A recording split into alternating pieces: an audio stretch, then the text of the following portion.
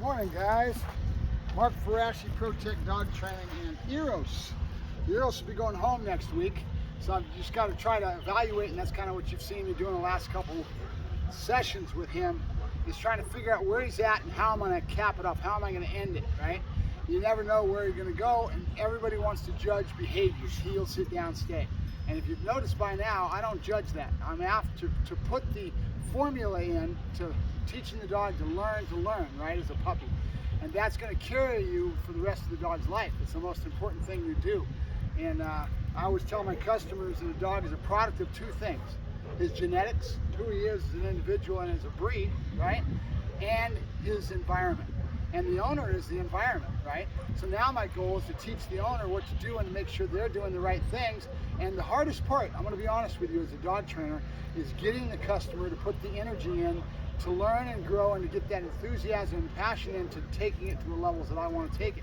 Most people won't get off the couch, right? They've got other things. They're not used to putting their energy level into this and considering this work, right? And it is. It's work. It's something you've got to do. If you're into anything, you were going out to a 24-hour fitness and you're trying to get in shape, it takes work, right? You want to get this dog working. You want to get him to do a good job. A dog trainer is worth his weight in gold as far as a good dog trainer, to educate you, to teach you, to be there as a coach as you go along. But we can't do it all for you. I don't live with you. I'm not there 24/7. I am not familiar with your mood swings. You may come in angry and be putting too much aggression on the dog. You may come in and be foo-fooing the dog like the one customer did with a real weak Malinois, right? They were coddling the dog, right? All these are behaviors that we, in our own behavior traits, give to the animal. So it's real important for you to understand that. Your concepts, your perceptions of what you think dog training is everything. Because if you have the wrong perception and you think this dog is a robot and you're going to get him back and he's going to do all this fancy stuff for you, you're sadly mistaken, right? It's your knowledge, it's your ability to get in there and learn and grow and know as much as you can about how to get this dog to do what you need to do and to follow up. If you're paying somebody like me to do this job, it's important that you take my enthusiasm and my goal in life is to get you enthusiastic, get you off the couch. The more you give me, that's what I tell my customers all the time. The more you give me, the more I'm going to give you, right? And that's very true. If I have a customer that comes to me, it doesn't matter how much money you got in your pocket. If you come to me and your lifestyle is so busy and you can't give me your energy, you're pissing your money away, right? You got to understand. You've got to learn. You got to grow. And we can do things like we do tune-ups. Right now I've got Buddha is back in. And Buddha went back home, and they came out, they did a few lessons, they did pretty good with him, but their lifestyle is the type that they've got Buddha sitting in the house in the air conditioning on the couch.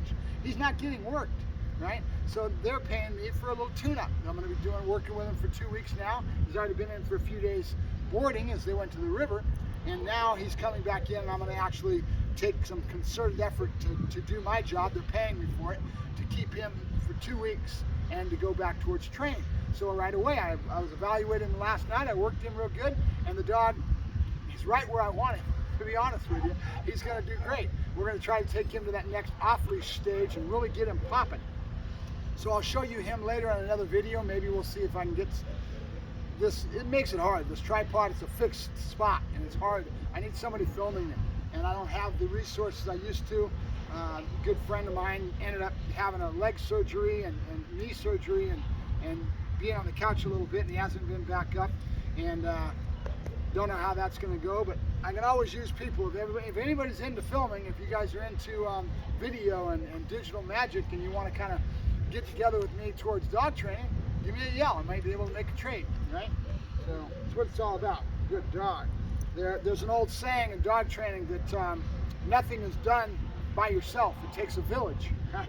It does. It takes a lot of people that are all enthusiastic about it and help each other out, right?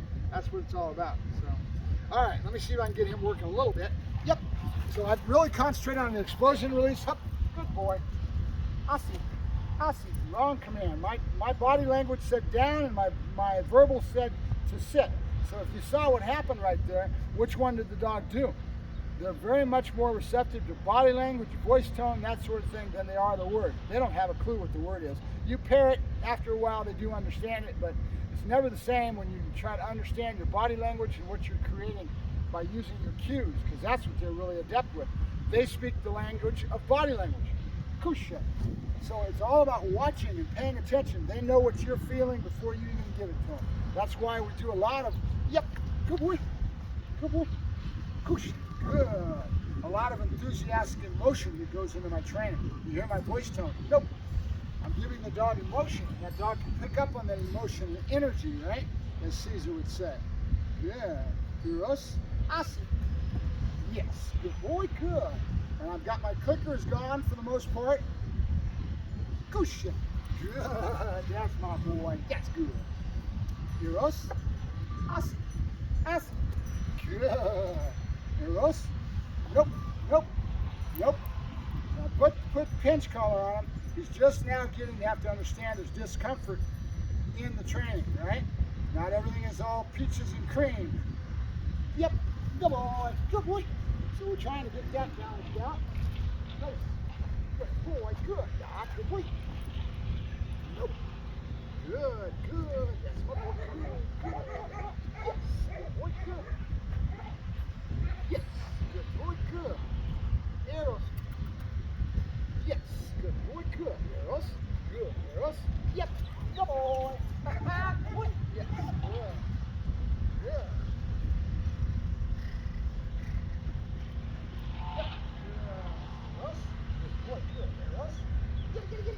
Oh, he didn't see.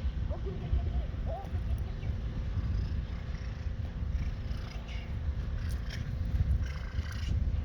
get it. So we're going to take that explosion release and we're going to take it into breaks. Breaking is very important in dog training, and you see us doing it all the time. When we're working the dog, we get the dog's attention span right there, we get them in tune with what they're doing, and then out of the blue we break the dog and we go into play. That anticipatory want for the plays and the toy and the breaks is what it's all about. After a while the dog starts to figure this out and starts to figure out that I'm having fun and there's a break coming. So what I'm trying to convey to you right now is how much is really relies on the breaks. My explosion release is my lead in to all that, right? Time levels, my lead in to all that, where the dog starts to anticipatory know it's coming, right? And that anticipatory build in the dog is what it's all about to create the excitement, the enthusiasm, and all that kind of thing. And how you build that is real important. So if you watch me working my dogs, you're always going to see me going towards that explosion release. That's how I get things to do happen fast. The dog's attitude and happiness comes up in knowing it's going to happen, right? So we're trying to imprint this before he goes back home. And we'll pick it back up on another session that he comes back. If he comes back, which I hope he does. Good boy, good. I see. Good. Nope. Yes. Good. Good boy, good. Eros. Good boy, good. Eros. Get it. Good boy. Yay, good boy. Good boy. So that's what you see me doing, giving the dog's name, pause, and then into an explosion and a release into the ball, that break, right? And I'm going to build that, make sure I get that really set before he goes back home so he understands it, and I'll have it to work with the next time, right? The other thing we're doing is a lot of environmental and a lot of agility, which is confidence building, because at about 16 weeks old, he's going to go back home. They're not going to be as adept at this as I am, so now I've got to school them, and it's going to be a kind of the dog's ability will drop a little bit as their ability comes up. Now the idea is to get them to match and both grow together, right? So that's really the key. Good boy. Good. Eros. Good boy. Good. Eros. Get it. Good boy. Yay. Good boy. Now see what's happening? I'm timing that, and that's the same time level at first with a pause, how long it takes me to go into it, and my pattern of chatter, right? Good boy, good, yeah, just, ha, good boy, good boy, good boy, good. I see. Good, cushion. Good. Eros. Get it. Good boy. See what I'm saying? That's what we're trying to build on now. Is that pattern of into breaks, because that's what's going to take me into toys as he grows up, gets a little older, and can handle more of this tug toys and roughhouse games. It's going to be breaking into toys, and that's what we're kind of trying to lead him with. He's already got food. He understands that already. Out. Good. But now we're going to build into toys. He won't get totally into that by the time he goes home, but it's there for me to work with for the next time. Good boy, Eros. Good boy, good. Eros. Nope, good. Also, we've introduced the pinch collar, and we're just tapping and teaching him there's discomfort and certain things that he does the wrong way. Eros, good boy, good. Eros, get it. Good boy. Good boy, Eros. Good boy. Yay, good boy. Good boy. All right, Mark Ferrasci Protect Dog Training. I'm going to head out and do the agility right now and flow into that with Eros. I won't be able to let you see it, but that's what we're working on. Good boy. Yep. Good boy. Good cushion. Good. Yeah, that's my boy. Good. Now, he doesn't have a stay yet, so we'll get that later.